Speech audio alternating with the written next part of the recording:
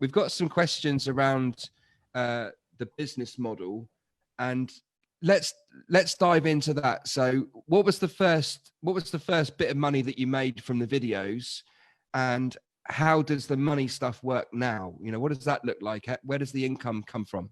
Because this is a full-time gig for you, isn't it? Yeah, it's essentially a full-time income, but I only have part-time hours to actually tend to it, because I teach at the school that I used to study at. So like I am constantly trying to cram hours in to make it work. But essentially my income at the moment is derived of lots of little things all added together into one.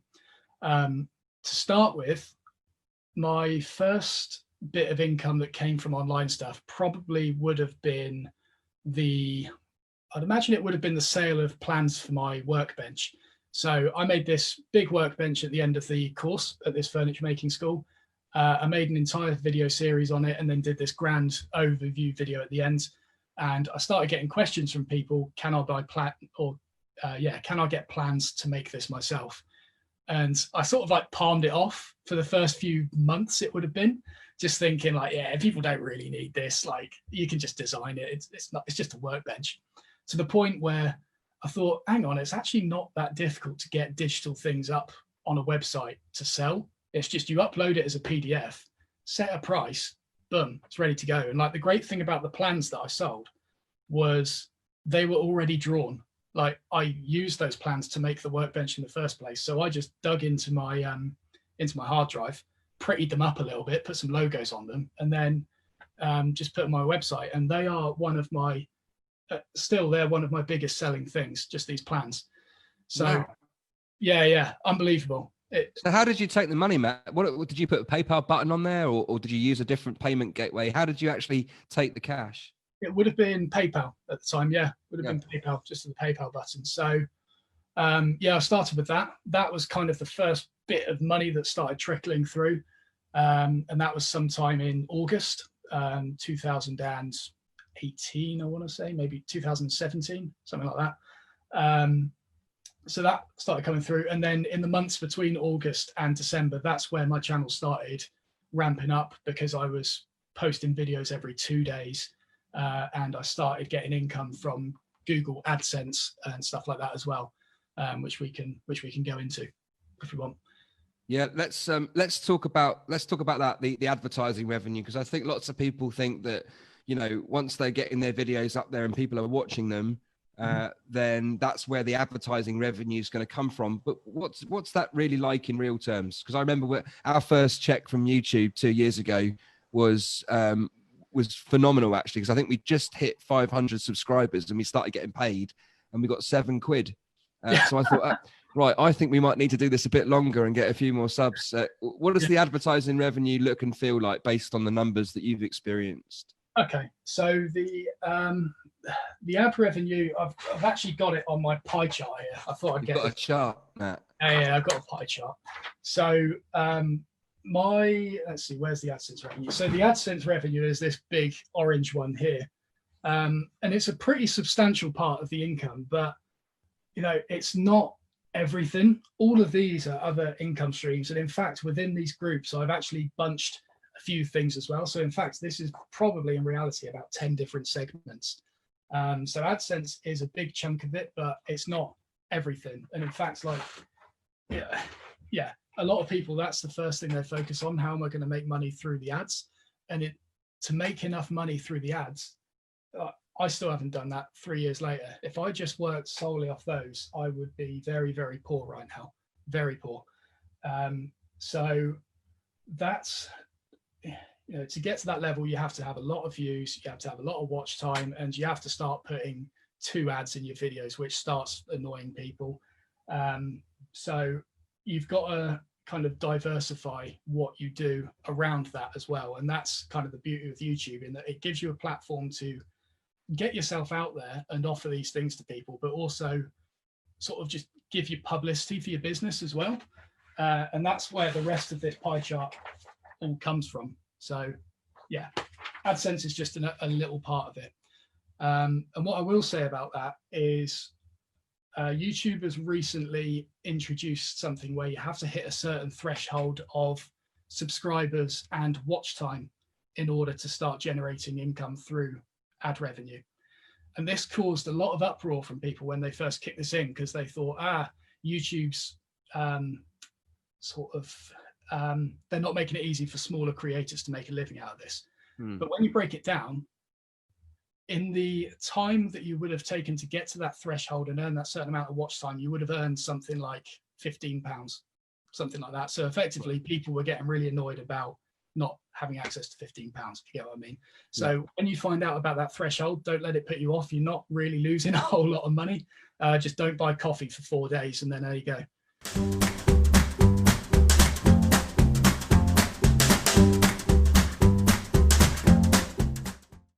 Alan, you stopped going to Starbucks, and other independent cafes are also available. I remember when you were enforcing new habits in your personal lives, you and Katie stopped a lot of the fun stuff and went really hardcore on the habits. What did you learn from that experience? I learned that you can go too far. It's very possible to go too far. And the biggest example of that was my car. I needed a new car. I brought a Citroen. It was a 1.3 diesel, purple, sparkly granny mobile. It was hideous. It had a dead spot in first gear, and my wife constantly thought we were going to die every time we pulled onto a roundabout because it just wouldn't go anywhere, and then all of a sudden would take off. And I fell too far. And actually, then when I came back up and I brought a tiny 1 litre Skoda Citigo that worked, I loved that car. Can I just dive in there with an example? So in 2003, I cut everything and I went too far. One of the things that I got rid of my mobile phone, and that was a really, really stupid thing to do because you just need a mobile phone in the modern world to earn money, to function as a kind of as a high performing employee. You just have to have a mobile phone, right? So you can go too far, but the only way you kind of find out is by starting to cut stuff out. And guess what? If you go too far, you can always kind of reintroduce it back in again. Yes, absolutely. And one of the things Katie and I now do every month, we use Money Dashboard to track our finances. And then we just tag the categories that they're in so that we can see what we spend each month. Once a month, this is actually one of Katie's favorite times of the month. She loves numbers. We do a spending review and we ask, where did we spend money that didn't add value to our lives? And we list out the stuff that just wasn't useful. And then we ask, where did we need to spend more money? Where were we too tight and it actually caused us pain? And I think reviewing it really helps you each month. But right now, oh my God, what a great time to go into what I call monk mode and cut out unnecessary expenditure. There has never been a time with less temptation, less peer pressure, less friends saying, come on, let's go to the pub, let's go to this restaurant, let's go to the cinema. You just can't do it at the moment. So you can't spend money. Oh my God, what a time to readjust your spending habits. What a time to kind of recalibrate and just kind of tilt the dial away from consumption towards production and productivity.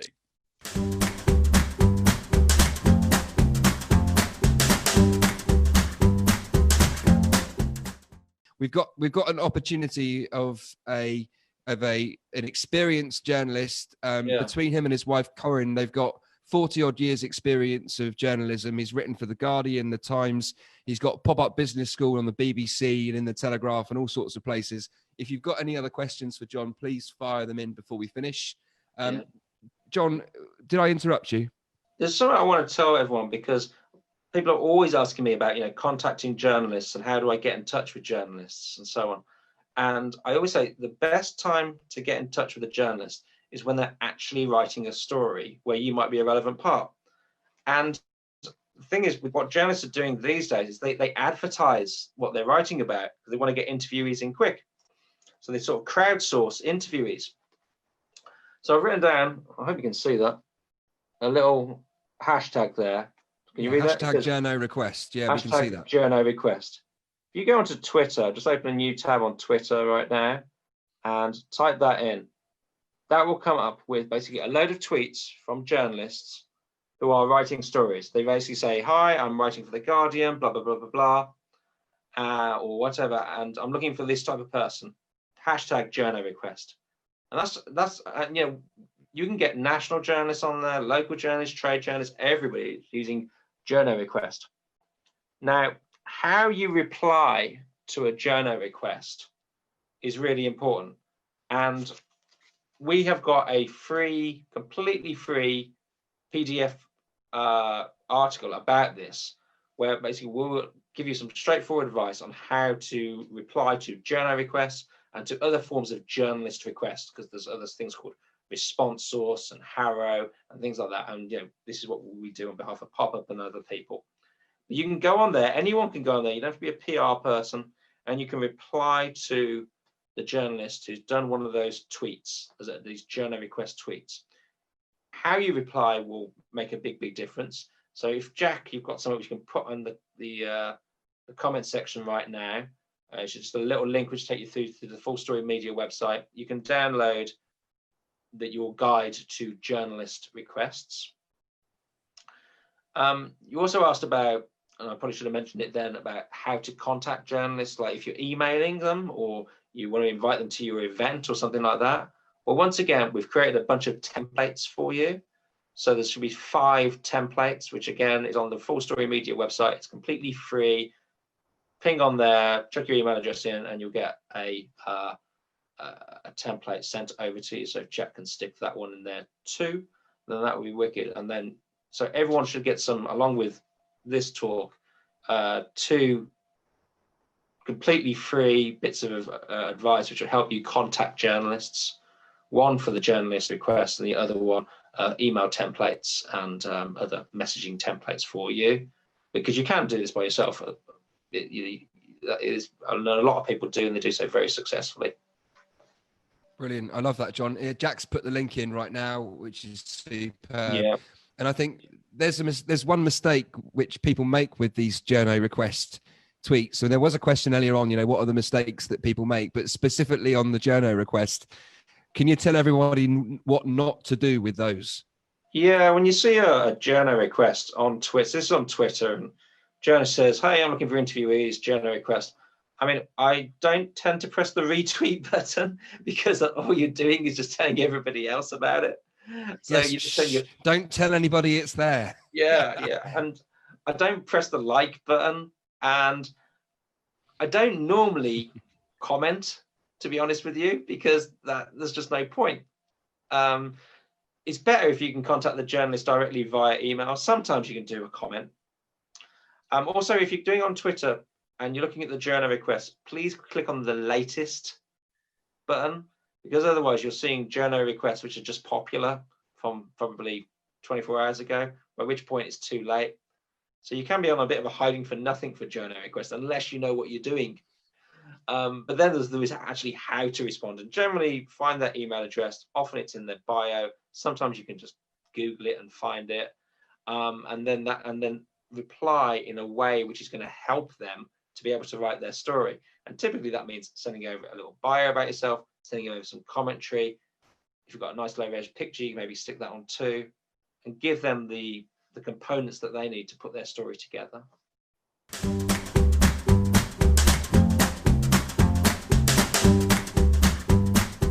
Look, so we've had a couple of questions here of people looking at what they can do to support themselves, either their families, in terms of making decisions about money. There's a question here from Laurie, who says, she's asking, what advice can I give my 23-year-old daughter about investing now so that she can break the negative money cycle? So we've got a 23-year-old daughter. She's got an opportunity to invest some money. You know, where do we start? And I guess based on your experience, but maybe with a a sort of a thought about the times that we're in now, would that alter the advice that you would give if we were in normal times? What do you think about that, Ken? Where would we start there? What questions do we need to ask? First of all, I'd say if you're 23, I'm just completely jealous of you because I wish I was 23, and I wish I had a Facebook Live that I was listening to at the age of 23 where I could ask a question about investing. So first of all, the big asset you have by being 23 is the asset of time, because you have the opportunity for time potentially to work for you. So what I would say to someone who's 23 right now is think about investing at something that's really for the long term. So there'll be a ton of people now panicking, running for the hills, and that sort of stuff. Think about anything you're doing now, anything you're committing money to, whether it's you're investing in the stock market or whether it's you're investing in a business opportunity potentially. Think about it from a long-term perspective. So, and I'd say spend some time actually understanding what investing actually means. So what's this marketplace of a stock market everybody talks about? What happens there? What kind of stuff can I buy to kind of minimize the risk that I might be exposed to as an individual? Can I buy funds? What are funds? What do they mean? Can I buy shares? If I do, what risks do I face? And that sort of stuff. And then gradually, when you spend time learning, and there's so much stuff many platforms you can learn from, lots of really good books, YouTube channels, what have you. Spend the time actually understanding. And then once you've understood, then depending on your levels, kind of attitude to risk, I'd say start small just to ease yourself into it. Okay, you might want to start with, say, £100 per month. You might want to maybe then gradually increase that. But the key, though, with investing and making it really work for you in the future is to do it consistently, no matter the weather. Okay, that's really the key, because what most people tend to do is they say, well, actually, I want to start investing, but I'm kind of waiting for the bottom of the market or something like that. Yeah. And what you find is that there's no, and I think, remember Barney Reddit Facebook post he put saying something about, there's nobody ringing a bell to tell you when we've got to the bottom of the market. Doesn't exist. So spend some time understanding, and then once you start investing, just do it consistently, starting quite small. And I'd say at the age of 23, you really want to invest in things that expose you to sufficient risk for you to generate enough of a return over time. So you really want more of an exposure to equities, such that as time passes and all the volatility, the movements, all the noise that's kind of moved along over time, you can then gradually see your money working for you. Alan, there's a sale on, isn't there? Tell us about the sale. Well, just before What's we your go view to on the this? sale, there's actually, so the one thing I've learned, Ken has given a fantastically simple example. Even within that explanation, there's words like equities and stocks and shares, and there's actually a language of investing.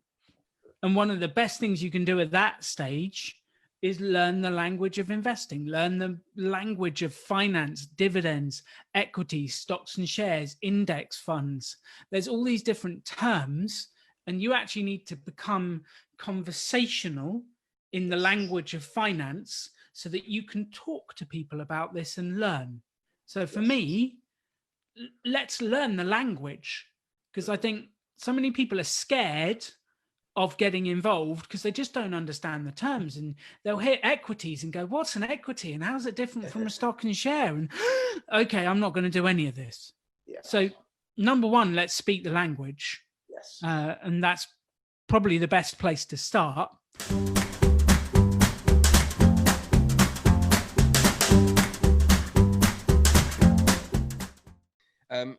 Teresa Allen, bless Teresa, she's saying, how do you keep up to date but not get sucked into the world of social media?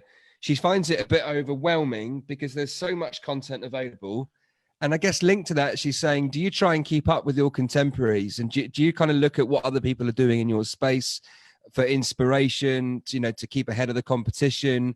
Or you kind of ignore that stuff and just focus on adding value for your customers? What does that look like for you? And then I'm going to ask Katie a question, which I've written down, which is exciting for everybody.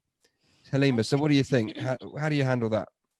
In terms of looking at other people's content, I try to avoid it as much as I can, unless I'm like, there's no ideas coming to me, and I'm like, I really need inspiration. And even then, I won't go to people in my field. So what I'll do is, if I want to get inspiration, I will go to other people. And even if I do something similar, or like, it won't affect the businesses, because it's a completely different business. And when you take your content and put it on top of that, it just looks new and amazing. But if you go to your competition and you're like, oh, I really like that video, let me do the exact same thing, most likely they're going to see it. Somebody else that's following them, that's also following you, is going to see it. And I honestly would just stay away from looking at other people's content, because what happens is, we tend to just start to compare. They're doing it better, their followers love them, and they don't love me. I'm not good enough. So stay in your lane, I would say, to that answer. Yeah, keep I your think head that's down great and, advice. yeah. Great advice. Katie, since you've been doing this social media stuff over the last couple of years, what have been your experiences, you know, good and bad, when you, because I think you're a little bit like me, you know, you go with it when your energy's there and you kind of get involved in stuff, and then you sort of disappear back into the shadows for a bit, and then you come back. I do exactly the same. I just wonder, you know, have your attitudes to it changed any? And what have your experiences been of doing some of the social media stuff over the last couple of years?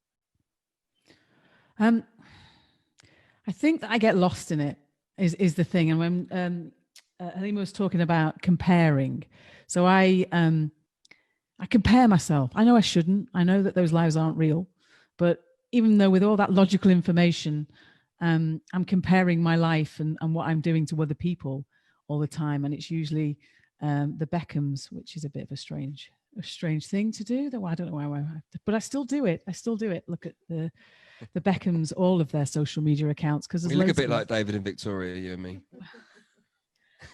So I tend to get lost in it, and I do exactly as you said. So when I'm on PopUp, I get onto Facebook, and I'm on Twitter, and I'm on it, and then I'm on Instagram, and I'm roaring, and I'm on there constantly, and I'm chatting away to people, and I'm loving it.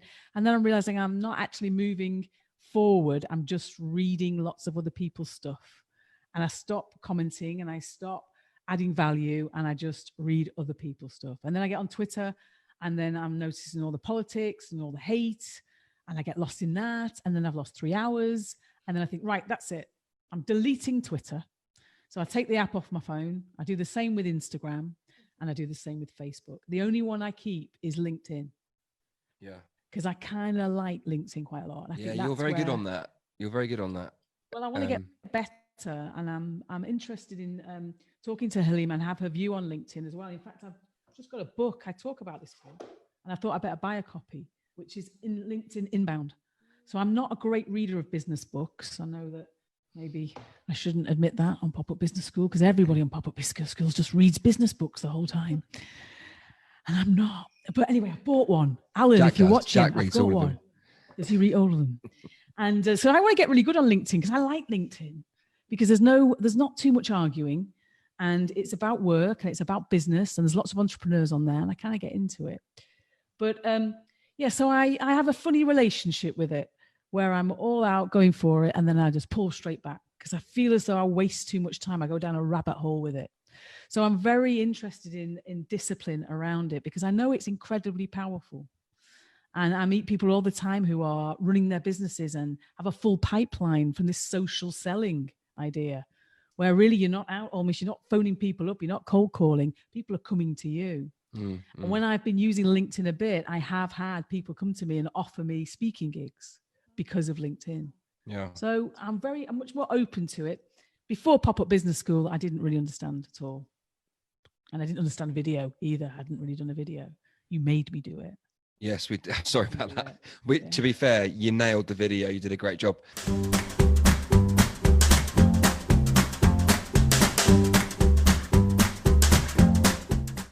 Well, there's a question here from Helen that I think is really useful. Helen Lawson, thank you for the question. It's a really good one. Helen says, I've been asked to collaborate on a book, but fear I might be very thin-skinned to feedback. how do you cope with negative feedback? And I know we've had a few chats about this, but how do you cope with it? First, I just want to say that is completely normal. Like the first time that we sent out a query letter, which is basically a summary of our first manuscript, we couldn't even look at the response coming back to us. Like we saw the subject and then we said, oh my God, okay. And then we just kind of ran into a room and then refused to open the email for an entire day. Like we had to psych ourselves up. And then when we read it, obviously it was rejection and it sucked. And then we were sad about it for an entire week. So it's perfectly normal to feel that in the beginning. I think what really helped us is having support, like having a writer's group of other people who are going through the same thing, so you don't feel like you're alone. And it takes time to build that Teflon skin.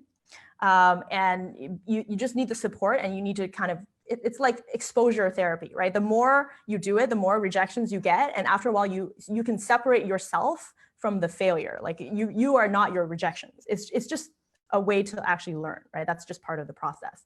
But I would say support and then just exposure therapy to failure over time. But you also have to be careful where you get the negative where you get the feedback from. Negative feedback is the most valuable thing that you can get from writing a book, as well as in business and anything like that.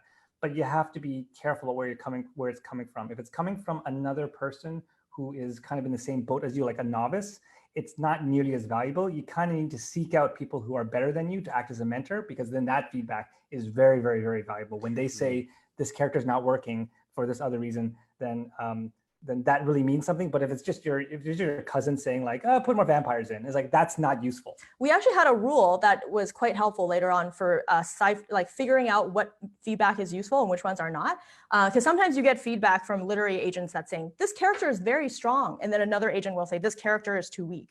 And you're like, they're opposing views. How could that be? Because it's subjective. So then we made the rule that if like we send it out to a bunch of readers and the same piece of feedback keeps coming back, then we know that it's something we need to fix. But then if one person says one thing, another person says the opposite, then we get to choose, because it's just subjective. Yep. It's not valid.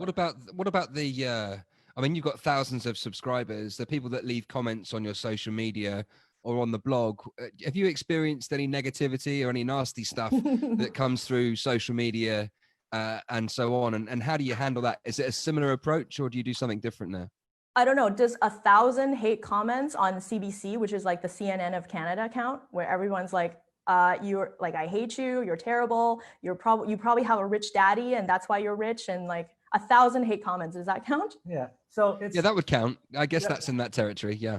So that is significantly less useful, because again, they will just say like opposite things. The same people will say, oh, I love this article, other people, I hate this article. Again, you have to find a peer group that is either at the same level of blogging or ideally better. So if Money Mustache, for example, said, oh, this is a really good article, or this is really like that would mean something a lot stronger than like the thousands of hate comments from before. Because when you are trying to write a blog, hate is not necessarily a bad thing, because when you are trying to write something on the internet, what you're trying to get is elicit an emotional reaction, and a reaction of some kind of thing. So when people say, oh, I love this, I love your blog, that's great. If people say, I hate that blog, that's less great, but it's still good because they're still reading. The worst reaction is indifference, right? So that's kind of why it's, especially when it comes to finance blogs, I keep telling people, take a stand on something, because a lot of people just kind of say, here's how a 401k works, and they don't have any opinions, they don't take a stand on everything, because they just want to be neutral and please everyone, which just ends up with everyone just bored and leaving. So you have to kind of take a stand on something, and if the hate mail comes, then that's actually a sign that you're doing it right. Right. Is that how you grew the Teflon skin? Because you believed in what you were doing? Was there anything else in the early days? You know, those first few nasty comments that came through, how did you make sure that you stayed? How did you make sure that you got up the next day and kept writing? I guess was what was on my mind. Because I'm a vindictive bitch. And I'm like thinking, okay, I'm going to prove every single one of you wrong. And then I'm going to like take my success, wrap it around a lollipop, and then just send it to you, because you can just suck it. Yeah. Which is the probably the cleaner version of the other version that I've heard, which I kind of love both. So.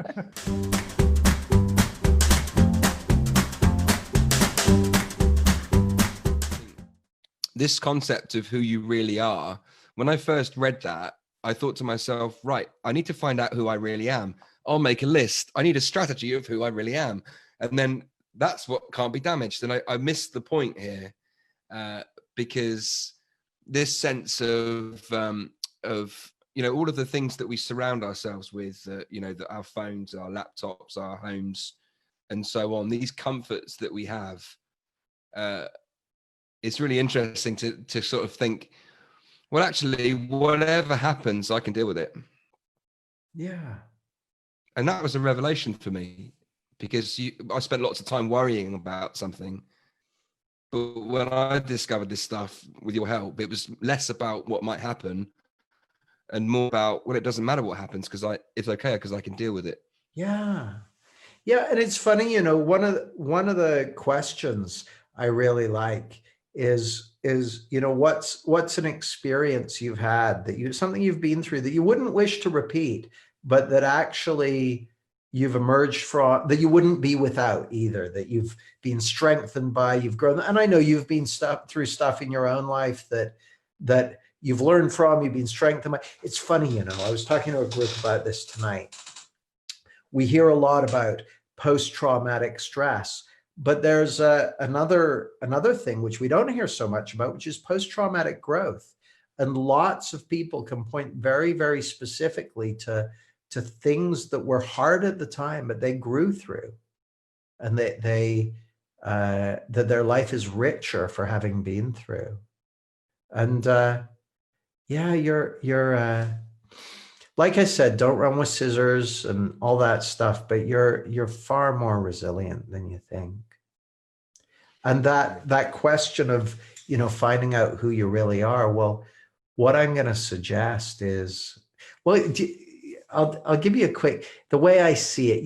If you think about it, in the course of the average day, I'll often ask people, how many times do you reckon you say, I am? Think of all the things, I am Simon, I am Jamie, I'm a CEO, I am tall, I am short, I am hungry, I am tired, I am happy, I am sad. Like, we say I am over and over again in different ways and at different times. And how it looks to me, Simon, is that if you imagine like a big warehouse full of costumes, Halloween costumes, every time we say I am, we're shining a light on one of those Halloween costumes. I am a father. Oh, okay, and it kind of comes to life in our experience.